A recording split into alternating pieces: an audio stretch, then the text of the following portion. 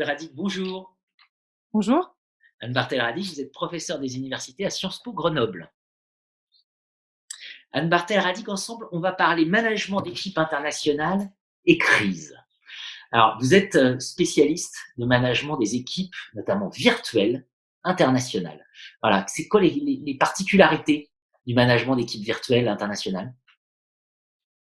Les équipes travaillent ensemble à distance, à l'aide d'outils digitaux. Depuis une vingtaine d'années, elles sont devenues très courantes dans les entreprises, les organisations internationales et la recherche. Et comme les équipes colocalisées, elles rencontrent des différences culturelles, des interprétations fondamentalement différentes, des manières appropriées d'interagir et de communiquer. Elles rencontrent également des difficultés linguistiques au niveau de la maîtrise de l'anglais et de la compréhension des accents de personnes parlant d'autres langues maternelles. Des conditions pour que ces équipes fonctionnent efficacement sont une bonne communication, une bonne cohésion d'équipe, et c'est plus facile à dire qu'à faire. Car les outils digitaux appauvrissent le message transmis. Selon l'outil utilisé, il manque la gestuelle, la mimique, l'intonation dans la voix.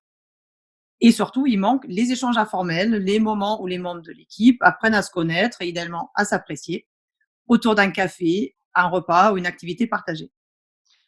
Évidemment, contexte oblige, en contexte de crise sanitaire, économique, comme aujourd'hui, l'impact sur les équipes internationales, quel est-il?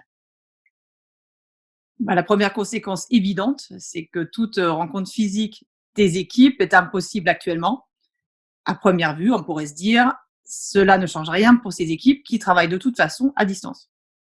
Elles pourraient même être avantagées par rapport à d'autres, car les outils et les habitudes de communication à distance sont déjà en place. Certes, mais cela vaut uniquement à court terme, tant que la composition des équipes reste la même.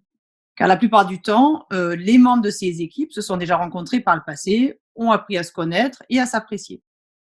L'expérience internationale permet le développement des compétences interculturelles, cette capacité de comprendre les spécificités des interactions interculturelles et de s'y adapter. L'appauvrissement des échanges par les outils digitaux ne permet pas forcément de prendre conscience des différences culturelles, ce qui est pourtant un premier pas dans l'apprentissage.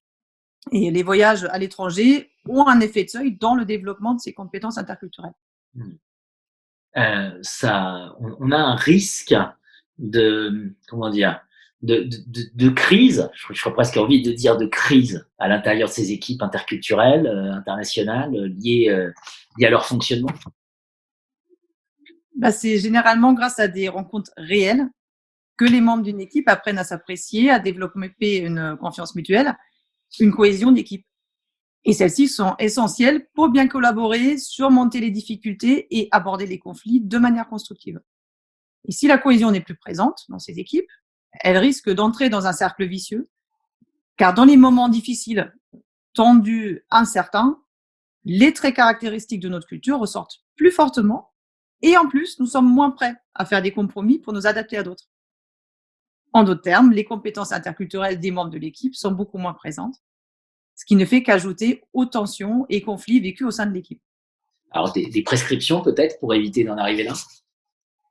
Il faut veiller à ce que la communication entre les membres de l'équipe ne s'appauvrisse pas, en combinant différents outils, en maintenant des moments qui permettent aussi des échanges informels. Et la direction de l'équipe a un rôle important, essentiel à jouer et a donc plus que jamais besoin de compétences managériales spécifiques. Merci Anne pour cet éclairage.